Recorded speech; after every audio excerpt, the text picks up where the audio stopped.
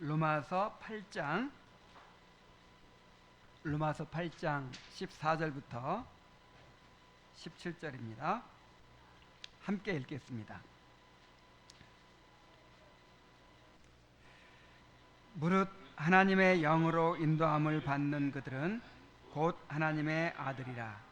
너희는 다시 무서워하는 종의 영을 받지 아니하고 양자의 영을 받았으므로 우리가 아빠 아버지라 부르짖느니라.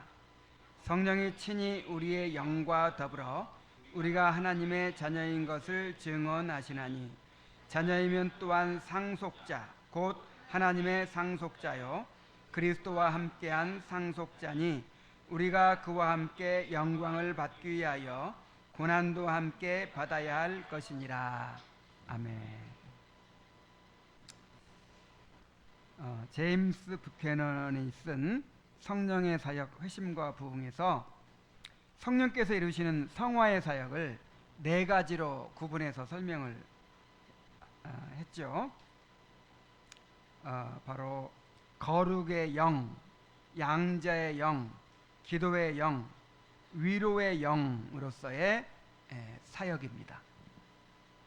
성령은 우리를 거룩해 하시는 영이시고 또 하나님의 아들이 되게 하시는 영이시고 또 기도하게 하시고 기도를 돕는 영이시고 우리를 위로하시는 영이시다. 이런 네 가지 사역을 통해서 우리의 성화를 이루어 가신다는 거예요. 자, 지난주에는 거룩의 영으로서의 성령의 사역에 대해 살펴보았습니다. 자, 오늘은 양자의 영으로서의 성령의 사역에 대해 살펴보도록 하겠습니다. 자, 양자의 영이 뭡니까? 양자의 영은 아들이 되게 하시는 성령이라 그런 뜻이에요. 자, 따라해 봅시다. 아들이 되게 하시는 성령. 성령은 우리를 하나님의 아들로 입양되게 하실 뿐만 아니라 하나님을 아버지로 누리게 하심으로써 우리의 성화를 이루십니다. 자, 이게 양자의 영이라는 뜻이에요. 그래서 양자의 영으로 불리우는 거예요. 양자의 영이 무슨 뜻이라 그랬죠? 아들이 되게 하시는 성령이라 그랬잖아요. 아들이 되게 하시는 성령. 그래서 우리를 하나님의 아들이 되게만 하실 뿐만 아니라 하나님을 아버지로 누리게 하신다 이 말이에요. 하나님의 아들로 살아가게 하신다 이 말이에요. 우리가 하나님의 아들이 되었기 때문에 우리의 삶은 그 하나님의 아버지와의 관계에 달려 있겠죠. 우리가 얼마나 하나님을 아버지로 누리느냐 여기에 달려 있어요. 우리의 삶이. 그래서 이 양자의 영으로서의 사역이 중요합니다. 우리 신앙생활은 하나님을 알아가는 거예요. 하나님을 알아가고 또 그리스도를 알아가고 성령을 알아가는 거예요. 그냥 내 방식대로 내 생각대로 우리 신앙생활을 하는 게 아니고 삼위 하나님께서 어떤 분이신가, 어떤 일을 이루시는가 이거를 알아가는 것이 이제 우리의 그 행위를 낳겠죠. 거기에 따라서 우리가 이제 따르다 보니까 우리 행위가 나오지 않겠어요? 그래서 먼저는 아는 게 중요한 거예요. 아는 게 하나님이 어떤 분이신가를 아는 게. 그래서 지금 성령이 어떤 분이신가를, 성령께서 어떤 일을 이루시는가를 우리가 지금 알아가고 있는 거예요. 그래야 성령을 따라 살 수 있죠. 자, 오늘 양자의 영으로서의 성령의 사역을 잘 배우고 깨닫게 되시길 바랍니다. 자, 이 책에서 7가지 양자의 영으로서 행하시는 7가지 사역을 말하고 있어요. 자, 맨 처음에 거룩한 두려움을 불러일으키는 양자의 영이라고 했어요. 자, 무엇을 불러일으켜요? 거룩한 두려움을 불러일으켜요. 자, 성령은 하나님의 자녀들 안에 하나님 아버지께 대한 거룩한 두려움을 불러일으키십니다. 자, 성령께서 한 죄인을 이제 거듭나게 하셔서 하나님이 아버지이신 것을 알게 하셨어요. 그래서 이제 하나님 아버지를 만났습니다. 하나님 아버지를 딱 만나면 그때 우리 안에 뭐가 생긴다고요? 거룩한 두려움이 생긴다고. 성령께서 하나님 아버지를 딱 알게 하시면서 그 아버지께 대한 뭐가 생기게 만들어요? 거룩한 두려움.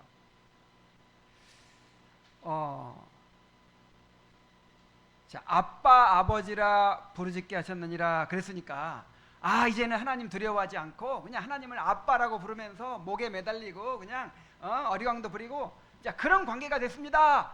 이런 말이 나올 줄 알았더니 정반대로 뭐라 그래요? 거룩한 두려움을 갖게 하신다.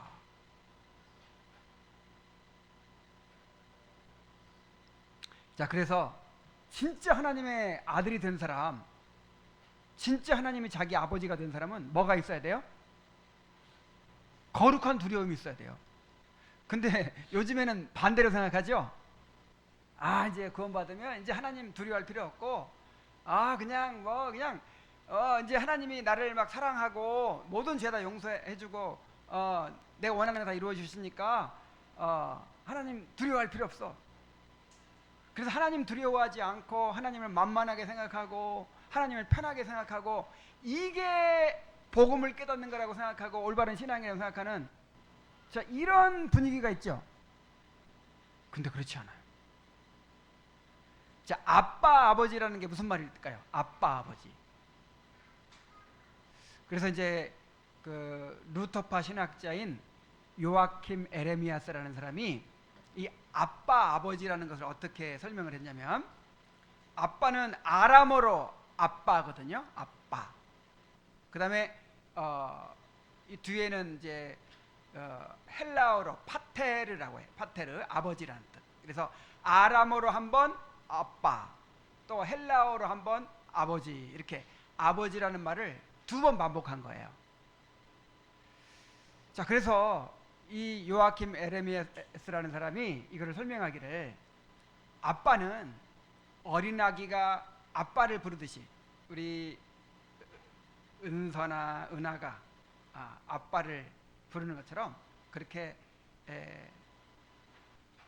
애기가 아빠를 부르는 그런 표현이고 우리나라에도 아빠라는 말이 있잖아요. 그죠? 영어로는 daddy 이런 표현이다. 그리고 뒤에 아버지는 이제 뭔가 이렇게 이제 성인이 아버지를 부르는 좀 약간 어렵죠. 좀 어려워하는 뭔가 이렇게 존경하는 의미를 담은 이제 그런 이름이다. 이렇게 설명을 했어요. 자, 그리고 또 우리나라에서도 이 번역이 아빠라고 되다 보니까 진짜 아빠인 줄 알아요. 근데 그렇지 않습니다. 그 에레미야스의 해석이 잘못된 거예요. 그래서 여기서 아빠는 데디가 아니다. 이 아람어로 아빠, 아빠라는 말이 그냥 아버지라는 뜻이에요. 그래서 성인들도 아버지한테 아빠라고 불렀어요. 아람어로. 그냥 아람어로는 아빠니까 그냥 아빠라고 번역한 거예요.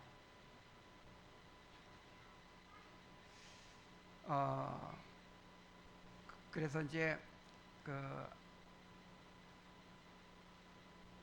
유대인들은 평상시에 아람어를 썼거든요. 아람어. 그래서 아람어로 한번 아버지라는 말을 쓰고 그것에 대한 헬라어 번역인 또 아버지 파테르라고 한 번 더 반복을 한 거예요. 그래서 이 아람어와 헬라어로 이렇게 2번 반복한 것은 진짜 우리의 아버지가 되었다라는 것을 강조하는 것이죠.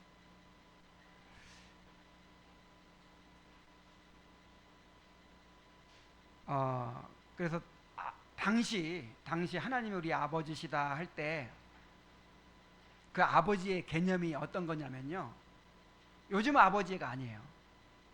당시의 아버지는 절대적인 권위를 갖고 있는 거예요. 이 자녀에 대한 생사 여탈권을 갖고 있어요. 그냥 자녀를 심지어 죽일 수도 있어요. 버릴 수도 있어요. 이게 자녀를, 이 가족을 완전히 책임지고 보호하고 먹이고 그 다음에 가르치고 훈련하고 인도하는 그런 절대적인 권위를 가진 그런 존재예요. 그래서 자녀들은 절대 순종하고 복종하고 이제 존경해야 했던 것이죠. 자, 그 당시에 그 아버지 개념으로 말한 거예요. 자, 무슨 말인지 이해가 됩니까? 자, 지금은 아빠들이 밥이죠, 밥. 오히려 엄마가 더 무서워. 엄마가 더 무섭고, 요즘에는 아빠 무서워하지 않잖아요. 아빠를 우습게 알잖아요.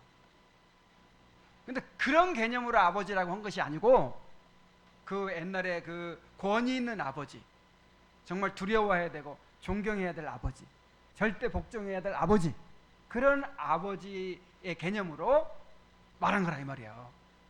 자, 그래서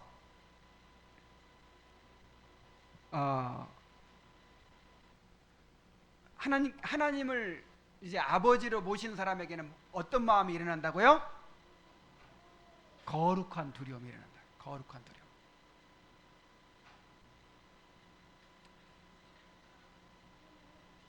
이 책에 이렇게 제임스 부캐넌이 말했어요.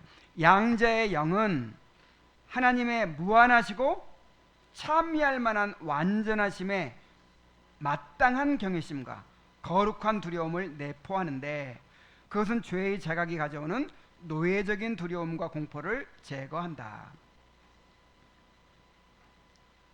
자, 양자의 영, 아들이 되게 하시는 성령은 하나님께 대한 경외심과 거룩한 두려움을 갖게 만든단 말이에요. 자, 아버지를 몰랐었어요. 이제 하나님을 내 아버지로 알지 않고 그렇게 살았을 때는 그냥 하나님이 두렵긴 두려운데 종으로서의 두려움이죠. 종으로서의 두려움이고, 하나님 나 벌 주면 어떻게 하나, 이런 두려움이었단 말이에요. 그러니까 하나님이 좋아요, 싫어요? 별로 가까이 하고 싶지 않아. 하나님이 가까이 하고 싶지 않고 피하고 싶고 그냥 하나님이 싫어요. 그런데 나를 구원해 주시고 또 성령으로 나를 구원해 주신 사실을 알게 되고 성령으로 거듭나서 하나님 아버지를 딱 만나보니까, 그 아버지가, 우리 아버지 하나님이 얼마나 존귀하시고 또 거룩하시고 위대하신 분인지, 얼마나 크신 분인지 이제 알게 됐단 말이에요. 그래서 어떤 마음이 생겨요? 거룩한 두려움이 생긴다. 그러니까 두려움에는 두 가지가 있는데, 성경은 두 종류의 두려움을 언급합니다. 하나는 종의 영에 속한 두려움이고 하나는 양자의 영에 속한 두려움입니다. 노예적인 두려움은 하나님에 대하여 불신과 반감을 갖게 하고 싫어하고 멀리하게 합니다. 그러나 부성적인 두려움은 하나님을 신뢰하게 하고 즐거움으로 따르게 합니다. 하나님을 잘 몰랐을 때는 종으로서의 두려움을 가지고 피하고 싶어 했다면, 하나님을 아버지로 모시고 그의 거룩하심을 알게 됨으로써 아들로서의 두려움, 즉 거룩한 두려움을 갖고 예배하고자 하게 되는데, 이러한 두려움이 성화의 기반이 된다는 거예요. 여러분, 성화가 이루어지려면 뭐가 있어야 돼요? 거룩한 두려움이 있어야 돼요. 아이들 교육이 제대로 되려면 아빠에 대한 두려움이 있어야 돼요. 아빠를 우습게 알면 이건 교육이 안 되는 거예요. 아빠의 권위가 있어야 돼요. 권위. 막 무섭게 하라는 뜻이 아니고 아빠의 권위가 있어야 돼요. 아이들이 아빠를 사랑하고 아빠한테 편히 다가가지만 그 아빠를 무섭게 알아야 돼. 존경심이 있어야 돼요. 그런 것처럼 오늘날 하나님을 어떻게 알아요? 이제 우리 하나님이 우리 아빠가 됐으니까, 하나님 우리 아빠가 됐으니까 아 이제 뭐 어린아이가 아빠 그냥 무서워 않고 그냥 뭐 목에 매달리고 막 자기 마음대로 하고 막 띵깡 부리고 하듯이 아 우리도 그렇게 하면 된다. 우리는 그럴 수 있는 아들이 됐다. 자 이런 식으로 해가지고 성화가 되겠어요 안 되겠어요?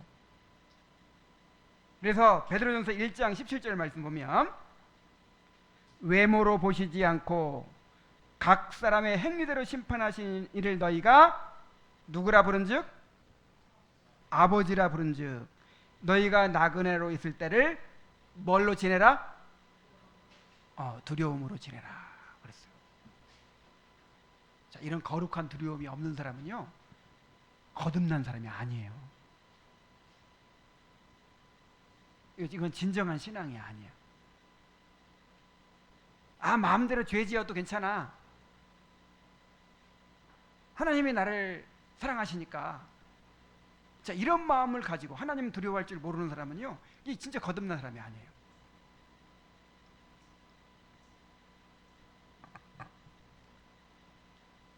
그래서 하나님을 경외한다고 할 때 두려울 경자, 영어로 그냥 fear에 fear, 두려워하라. 하나님을 두려워해야 됩니다. 종으로서 두려워하는 게 아니라 누구로서? 아들로서 거룩하신 아버지를 두려워하는 거예요. 자, 이것이 없으면 성화가 안 돼요. 그래서 성령은 우리의 성화를 위해서 하나님 아버지를 만난 다음에 하나님이 두려운 분이구나 하고 하나님을 경외하게 만드신다 이 말이에요.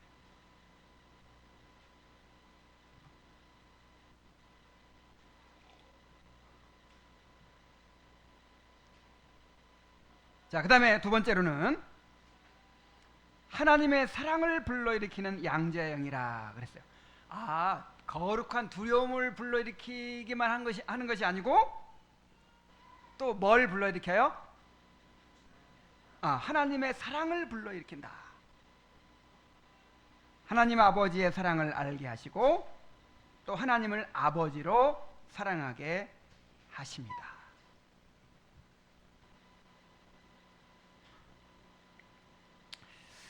그러니까 여러분 진짜 사랑은요 하나님의 사랑을 진짜 알려면 하나님의 두려움을 먼저 알아야 돼요. 정말 하나님이 얼마나 크고 두려운 분이신지를 아는 사람이 하나님의 사랑도 깨닫게 되는 거예요. 오늘날 이 복음주의 신앙을 복음주의 이 교회들에서 하나님을 얼마나 가볍게 취급합니까? 얼마나 참 마음씨 좋은 이웃집 할아버지처럼 이래도 오냐 저래도 오냐 다 받아주는 하나님처럼 그렇게, 그러니까 우리가 원하는 하나님을 만들어 가지고 그렇게 섬기잖아요. 성경은 그렇게 말하고 있지 않아요. 두렵고 떨림으로 너희 구원을 이루라. 너희가 나그네로 있을 때를 두려움으로 지내라 그러잖아요. 자, 이렇게 하나님을 두려워할 줄 알아야 또 뭘 깨달을 수 있어요? 하나님의 사랑을 깨달을 수 있는 거예요. 그래서 제임스 피케는 이렇게 말합니다. 양자의 영은 용서하고 애정이 넘치는 아버지를 향해 느끼는 어린아이의 감정처럼 하나님을 향한 생동감 넘치는 감사와 지고한 사랑의 원리를 포함한다. 뿐만 아니라 양자의 영은 종의 영이 일으키는 우울하고 음침한 불만과 불평을, 그리고 분을 잘 내는 반항심을 몰아낸다. 노예적인 걱정과 불안, 그리고 공포를 완전히 추방한다 그랬어요.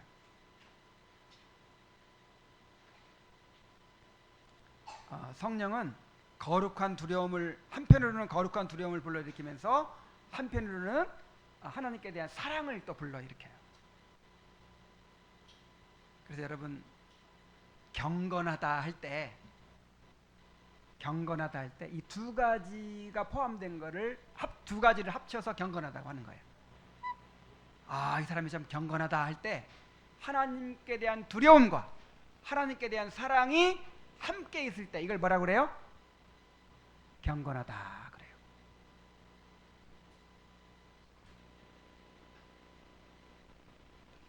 자녀에게는 아버지에 대한 경외심과 사랑이 있습니다.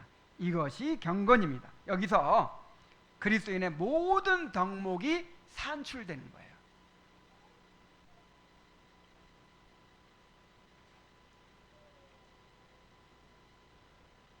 자, 세 번째로 한 지체로서의 형제에 대한 사랑을 불러일으키는 양자의 영 그랬어요. 자, 하나님께 대한 거룩한 두려움을 불러일으키시고 또 그 하나님 아버지에 대한 사랑을 불러일으키시고 그 다음에 성령은 하나님을 아버지로 경외하고 사랑하게 하실 뿐만 아니라 함께 하나님의 자녀가 된 형제들을 또 사랑하게 하십니다. 내가 하나님의 자녀로 딱 태어나 봤더니 이 집에 또 다른 형제들이 있는 거예요. 그 하나님 아버지로부터 태어난 다른 자녀들이 있어요. 형제들이 있어요. 그래서 형제들은 피가 땡긴다 그러죠. 피가 땡기는 거예요. 그래서 서로 형제를 사랑하게 됩니다. 요한일서 5장 1절에 보면 예수께서 그리스도이심을 믿는 자마다 하나님께로부터 난 자니 또한 낳으신 이를 사랑하는 자마다 그에게서 난 자를 사랑하느니라. 자, 낳으신 이가 누구예요? 누구야? 낳으신 이. 하나님 우리 낳으셨잖아요. 그래서 하나님을 사랑하는 자마다 그에게서 난 자를 사랑한다는 거예요. 자, 하나님을 사랑하니까 그 하나님이 낳은 다른 형제들을 사랑하게 될 수밖에 없다는 것이죠.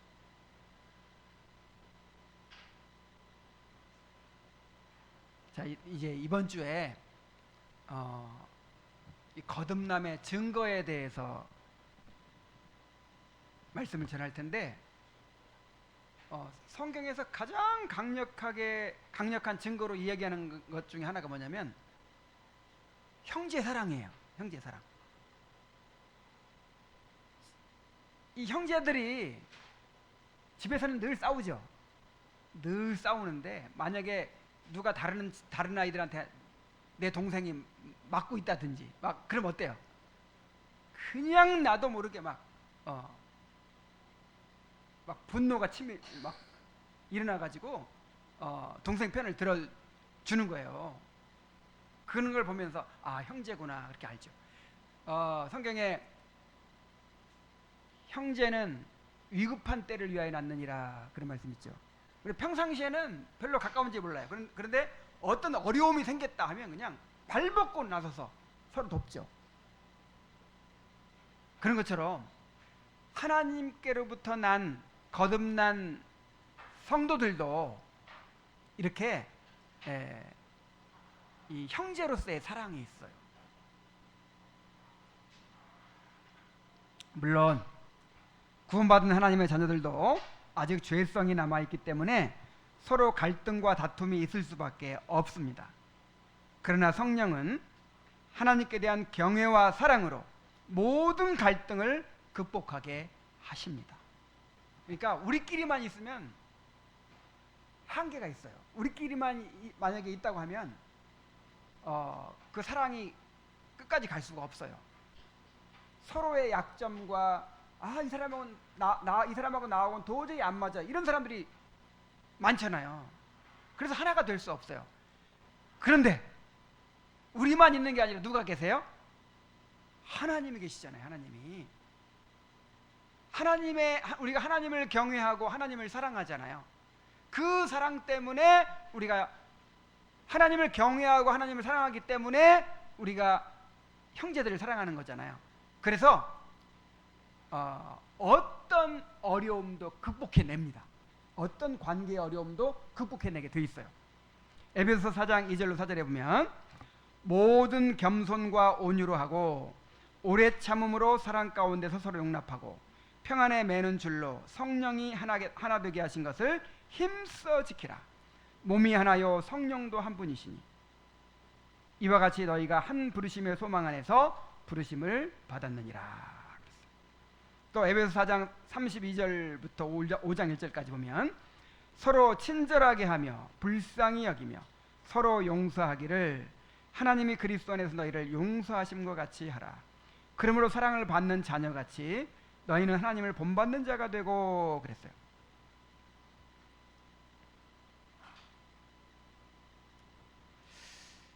자, 삼위 하나님이 서로 사랑하실 때는 자, 어떻게 사랑하실까요? 삼위 하나님이 서로 사랑하실 때는 서로 용서해주고 서로 오래 참아주고 이런 게 필요 있어요, 없어요? 그런 거 없어요. 뭐 삼위 하나님 다 완전하신 분인데 뭐 오래 참을 필요가 뭐가 있고 용서할 필요가 뭐가 있겠어요? 그래서 삼위 하나님의 사랑은 어떤 사랑이냐면 서로 안에서 발견하는 그 아름다움을 기뻐하는 사랑이에요. 자, 그런데 우리는 달라요. 우리는 아직 죄성이 남아있고 너무 부족한 사람들이기 때문에 그래서 서로 이 공동체에 대한 명령을 살펴보면 맨 어떤 말씀밖에 없냐면 오래 참아라, 용납해라, 용서해라, 불쌍히 여기라 이런 말씀들이 대부분이죠.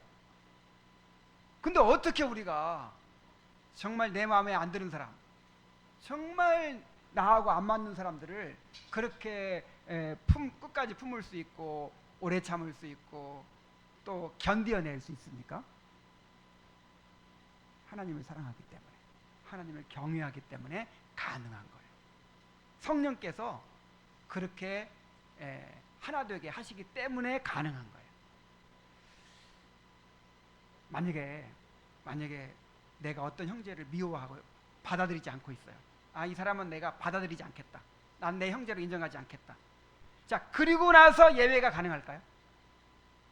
가능해요, 불가능해요? 은혜 받는 게 가능해요, 불가능해요? 거듭난 사람은 불가능해요. 거듭나지 않은 사람들은 가능해. 그러나 정말 거듭난 사람이라면 불가능해요. 그래서 형제에게 원망 들을 만한 일이 생각나거든 예물을 드리다가도 예물을 우선 두고 그 형제와 먼저 화목하고 예물을 드리라고 그랬어요. 너희가 중심으로 형제를 용서하지 않으면 하늘에 계신 너희 아버지께서 너희를 용서하지 않으시리라 그랬어요. 이게 무슨 말이에요? 그러니까 우리 형제들과의 관계와 하나님과의 관계가 연결되어 있다는 거예요. 땅에서 매면 하늘에서도 매어버려. 땅에서 풀면 하늘에서 풀려. 이게 이 거듭난 사람들의 관계예요. 그래서 우리가 하나님과의 관계를 포기하지 않는다면 결코 형제들과의 관계를 포기할 수가 없어.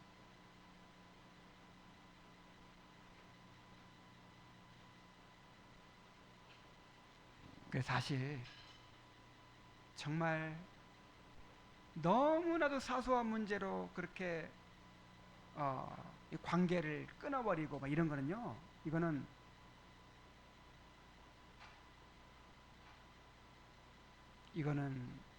거듭나지 못해서 그래요.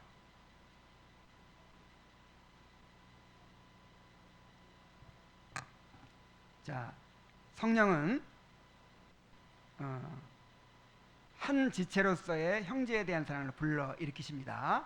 그래서 하나가 되게 하시고 온갖 어려움에도 불구하고 끝까지 견디어내게 하시고 그렇게 한 몸을 이루어가게 하십니다. 그 다음에 네 번째로 하나님과의 거룩한 교제와 성도 간의 교제에 대한 열망을 불러일으키는 양자의 영 그랬어요. 자, 하나님과의 거룩한 교제 그리고 성도와의 교제에 대한 열망을 불러일으킨다 이 말이에요. 자, 이것은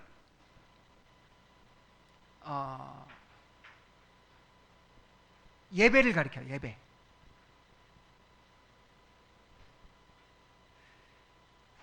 자, 여러분 하나님을 아버지로 모시고 있는 사람은 근데 나 혼자만 하나님을 아버지로 모신 게 아니라 우리가 함께 하나님을 모시고 있죠. 그리고 우리가 함께 하는 곳에 또 하나님이 계시죠. 그래서 하나님과 거룩한 교제를 나누고 또 성도들과 그런 교제를 나누기 위해서 뭐가 필요해요? 예배가 필요해요. 예배. 이 공예배야말로 하나님과의 교제가 이루어지는 시간이고 성도들과의 교제가 이루어지는 시간이에요. 이 성찬이야말로 하나님과의 교제가 이루어지고 성도들과의 교제가 이루어지는 시간이에요. 우리가 말씀을 듣고 있죠. 지금 이게 진짜 최고의 교제인 거예요. 자, 교제가 무슨 뜻이라 그랬어요? 코이노니아. 자, 코이노니아가 무슨 뜻이죠?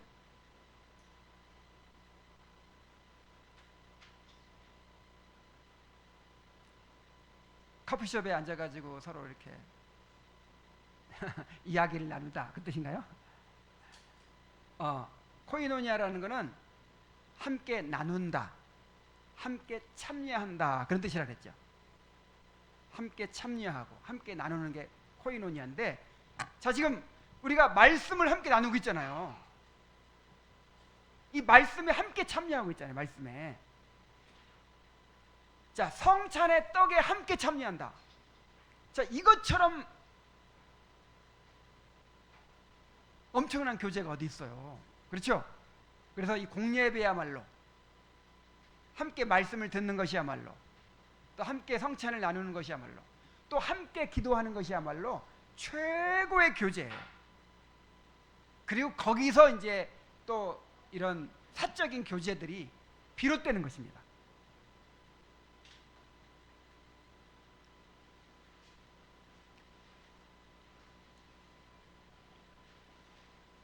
그런데 이 거듭난 사람들은, 하나님의 자녀가 된 사람들은 이러한 하나님과의 거룩한 교제와 성도와의 교제를 사모해요.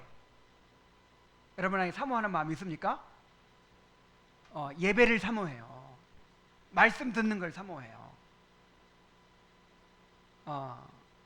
성례를 사모해요.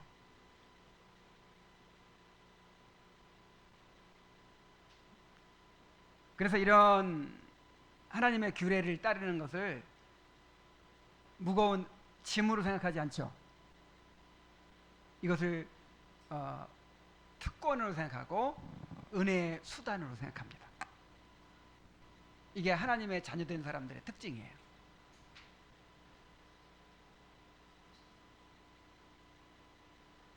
그래서 어떻게 하든지 내가 말씀을 듣는 자리에, 하나님을 예배하는 자리에, 또 성도와 함께 교제하는 자리에 어떻게 하든 참여하고 싶어 하고, 그것을 특권으로 여기고 내가 은혜 받는 통로로 여기기 때문에 그게 무거운 짐이 아니에요. 근데 그거를 오히려 무거운 짐으로 생각하는 사람들이 있어.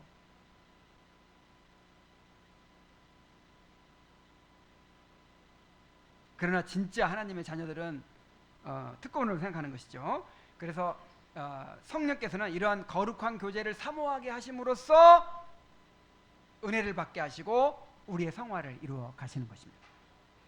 자, 다섯 번째로 세상 끝날까지 하나님을 신뢰하는 마음을 불러일으키는 양자의 영 그랬어요. 자, 자녀들은 아버지를 신뢰합니다. 자, 무슨 일이 있어도 아버지만 있으면 두려울 것이 없어요. 이제 조금 자라면 아버지도 약점이 있고 아버지도 한계가 있구나, 이런 걸 이제 알게 될 때가 와요. 근데 아주 어렸을 때는요, 아버지면 그냥 모든 게 다 가능하다고 생각을 해요. 그냥 아버지만 있으면 안심이 되는 거예요. 제가 지금까지도 잊혀지지 않는 일이 있는데, 우리가 은평구 그 신사동에 살았던 적이 있어요. 그 장윤호 집사네 집 갈 때 항상 지나치면서 우리가 여기 살았었다고 늘 얘기하면서 가는데, 거기가 개발될 때 우리가 살았어요. 근데 이제 산 밑에다 이렇게 집을 짓고 사는데 홍수가 나면요, 막 완전히 막 물에 잠기곤 하는 거예요. 장마 칠 때마다. 그래가지고 막 물이 막 쓸려 내려와가지고 방 안에 물이 막 들어와요. 그러니까 아버지가 상을 펴가지고 애들을 그 상위에 딱 올려놨어요. 진짜 좀 큰 나부터 나는 그때 한 이제 초등학교 6학년 정도 됐으니까 나 정도 되면 이제 야 이거 큰일 났다 하고 막 엉엉 울면서 막 두려워하는데 이 밑에 동생들이 셋이나 있었거든 그때. 그 동생들은 그 상위에 올라가지고 재밌다고 물장구 치고 장난치고 자기들 키키떡거리고 막 그래요. 자, 그 아이들이 왜 그렇게 할 수 있죠?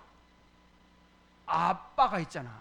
아버지가 아직 철이 없어가지고 아빠면 다 된다고 생각하는 거예요. 아빠가 있으니까. 그러니까 아빠는, 우리 아버지는 과묵하신 분이야. 아무 말 없이 가만히 물 들어오는 걸 이렇게 쳐다보고 있어요. 그러니까 아버지 보면 뭔가 일이 뭐 괜찮을 것 같은 거야. 자, 자녀는 이렇게 아버지를 신뢰하죠. 자, 이런 무능하고 연약한 아버지도 이렇게 신뢰하는데 우리 하나님 아버지는 어떠세요? 완전하신 아버지잖아요. 그래서 성령은 우리로 하여금 전능하신 하나님을 아버지로 신뢰하고 자신의 삶을 맡기게 하십니다. 하나님의 자녀들도 이 땅에서 온갖 고난을 만나죠. 그리고 앞으로 무슨 일이 일어날는지 알 수가 없어요.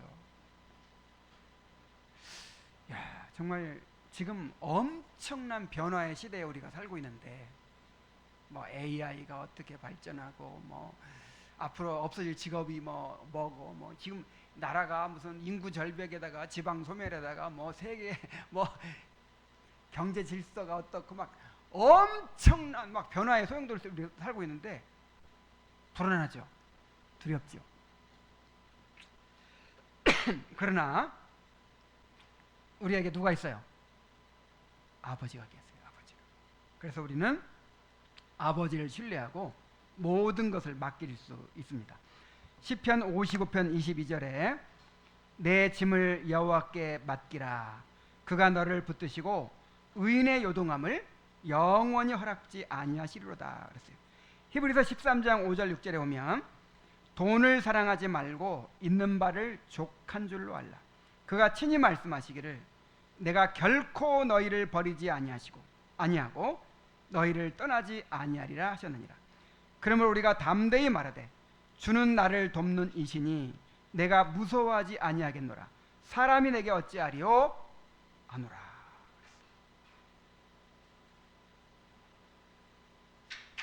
우리 주님께서도 염려하지 말라고 하시죠. 염려하지 말라. 자, 우리 아이들을 보면서 우리가 깨달아야 돼요.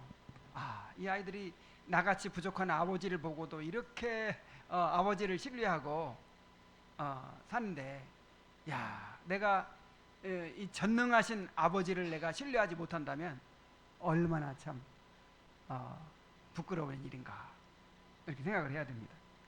자, 성령께서는 어떻게 하신다고요? 세상 끝날까지 하나님을 신뢰하는 마음을 불러일으켜 주십니다. 여섯 번째, 즐겁게 순종하고 복종하는 마음을 불러일으키는 양자의 영 그랬어요. 이 자녀들에게는 어떤 마음이 있냐면 우리 아빠를, 엄마를 기쁘게 해주고 싶은 마음이 있어요. 진짜 자녀들이라면 다 있습니다. 그런 마음이. 그렇게 안 돼서 그렇지. 내가 공부 열심히 하고 잘하는 걸 우리 부모님이 이렇게 기뻐하시는구나. 내가 공부 열심히 해서 기쁘게 해드려야지. 자, 그런 마음 있을까요? 없을까요? 다 있어요. 그래서 부모가 나 때문에 속상해하는 거 진짜 괴로워요. 그게 애들도 다 괴로워. 그게 제일 괴로워. 부모가 나 때문에 기뻐하는 거, 이게 행복이에요, 아이들한테. 그래서 하나님의 자녀들에게도 이런 마음이 있어요. 그래서 하나님의 자녀로 거듭난 사람들은 누구를 기쁘게 하고 싶어요? 하나님을 기쁘게 하고 싶어요. 그래서 하나님의 말씀에 정말 즐겁게 순종하고자 합니다. 마태복음 6장 10절에 보면 나라가 임하시오며 뜻이 하늘에서 이루어진 것 같이 땅에서도 이루어지이다. 자, 주기도문은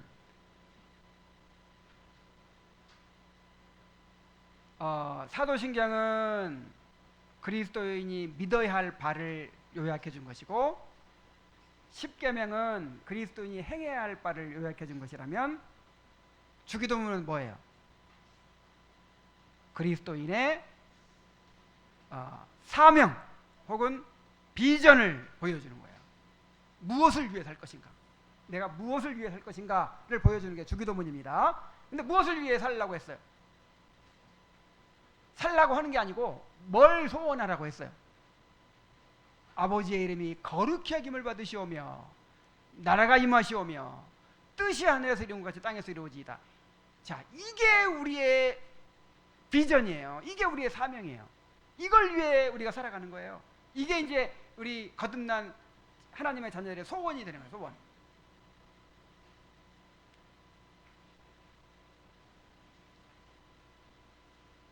자, 요한복음 4장 33절에 오면 예수님은 이런 말씀하셨어요. 예수께서 이르시되 나의 양식은 나를 보내신 이의 뜻을 행하며 그의 일을 온전히 이루는 이것이니라. 제자들이 요즘 말로 하면 김밥을 사왔어요. 점심때가 돼가지고 너무 한 4시간을 떼약 끝에 걸어왔거든요. 이 예루살렘에서 사마리아 수가성까지 한 4시간을 떼약 끝에 걸어왔어. 그래가지고 피곤하기도 하고 배도 고프고 막 해가지고 제자들이 부랴부랴 김밥 사러 갔다 왔단 말이에요. 그리고 사가지고 와가지고 예수님께 드리니까 예수님이 나는 안 먹어도 배부르다 그러시는 거예요. 자, 뭘 도대체 누가 뭘 갖다 드렸길래 배가 막 안 고프시다 그러나 했더니 알고 보니까 그 사이에 무슨 일이 있었어요. 사마리아 우물가에서 수가성 우물가에서 사마리아 여인 하나에게 복음을 전하셨어요. 그 여인이 예수님 믿고 구원받았어요. 하나님의 뜻을 행하셨어요. 이루셨어요. 그래서 하나님이 기뻐하신 일을 행하고 나니까 이제 배가 안 고픈 거야. 그래서 나의 양식은 뭐다? 나를 보내신 이의 뜻을 행하는 것이다. 이게 무슨 말이냐면 나는 하나님의 뜻을 행하는 것을 최고의 기쁨으로 여기고 만족으로 여긴다 그 말이에요. 근데 예수님만이 아니라 예수님 안에서 하나님의 자녀된 모든 사람들의 본성이에요. 이게 여러분 언제 행복한 줄 아세요? 정말 하나님이 기뻐하는 일을 행하고 있을 때 그때가 최고 행복해요. 밥 안 먹어도 배불러요. 근데 아무리 즐거운 거 뭐 어디 구경 다니고 뭐 좋은 물건 사고 막 아무리 맛있는 거 먹고 해도 내가 지금 하나님이 기쁘시게 하지 못하고 있다 이런 마음이 있으면 행복할 수 있을까요? 없을까요? 하나님의 자녀들은 절대 행복할 수 없어요. 정말 하나님의 자녀들은 하나님을 기쁘시게 할 때 행복합니다.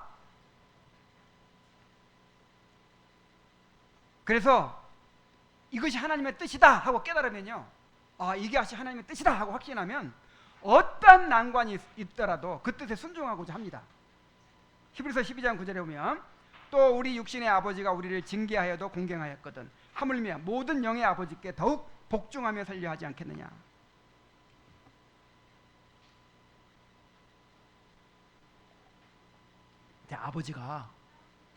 아빠가 막 나를 매를 때릴 때도 있죠.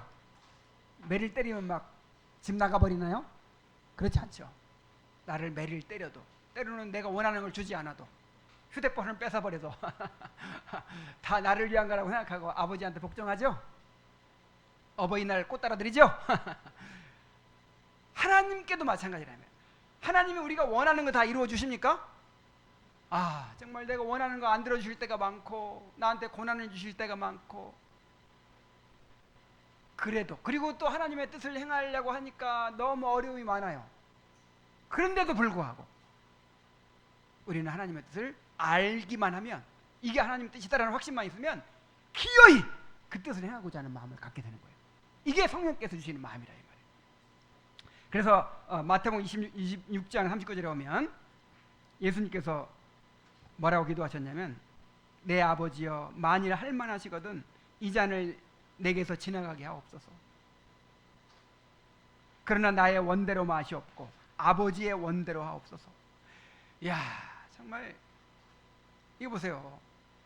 진짜 예수님이 당장 그냥 이렇게 겉으로 원하는 건 뭐예요? 당장 이렇게 느껴지는 원하는 건 뭐예요? 십자가를 피하는 거죠. 십자가를 안 지었으면 좋겠어요. 근데 마음속 깊이 진정으로 원하는 건 뭐예요? 아버지의 뜻을 이루는 거예요.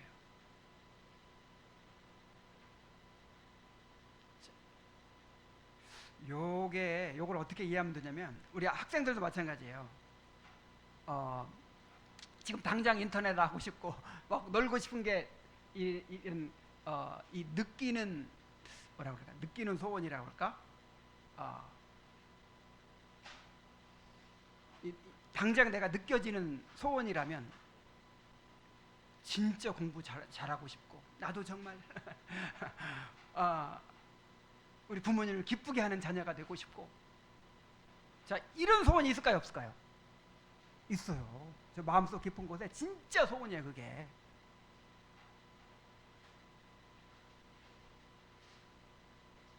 그래서 우리 그리스도인들은, 정말 하나님의 자녀들은 이렇게 당장은 이렇게 하고 싶어도 진짜 내 중심으로 원하는 것이 있어요. 그게 뭐냐면 아버지의 뜻을 이루는 거예요. 여러분 다 마찬가지죠? 누구나 다 그렇죠. 정말 거듭난 그리스도인이라면 다 이런 마음이 있어요. 그런데 성령께서는 그런 열망을 불러일으키셔가지고 아버지의 뜻을 이루게 하신다는 거예요. 은혜를 받아야겠죠. 그러니까 이게 다 성령께서 은혜를 주셔서 이루시는 일이에요. 은혜가 없으면 나의 육신의 소욕이 나를 지배하겠죠. 그러나 은혜를 받으면 육신의 소욕은 이제 힘을 잃고 내 속에 있던 진짜 그 소원이 이제 더 힘이 강해져 가지고 나를 지배하게 되겠죠.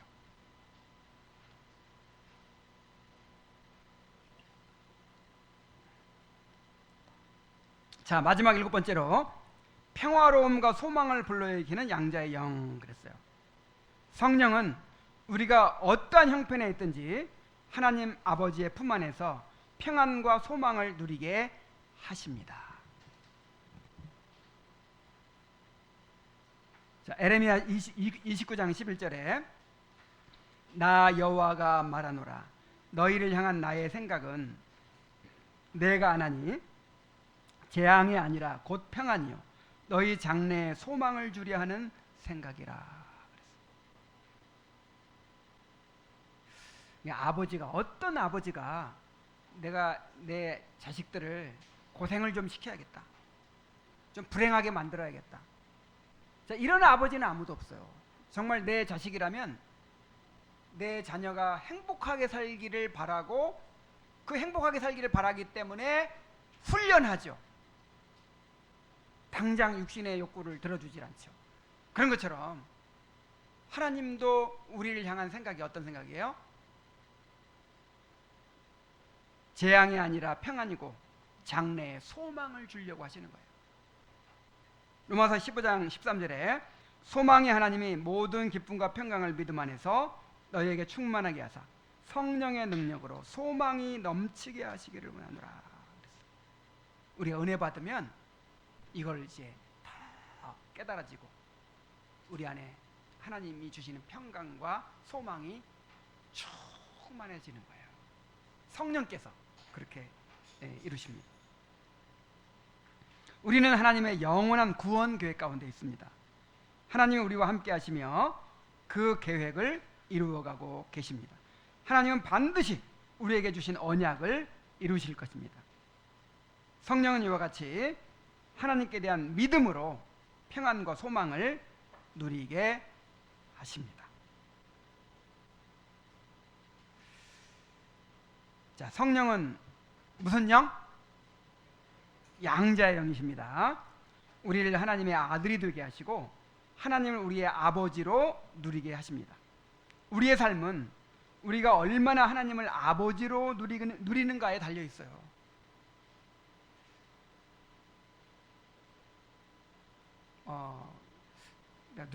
누가 그런 말을 했는지 내가 잊어버렸는데, 오늘 우리의 문제는 하나님을 아버지로 누리지 못하는 데 있다 그랬어요.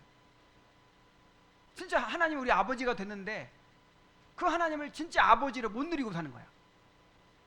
그래서 우리에게 성령의 능력이 필요해요. 양자의 영이신 성령의 은혜가 필요해요.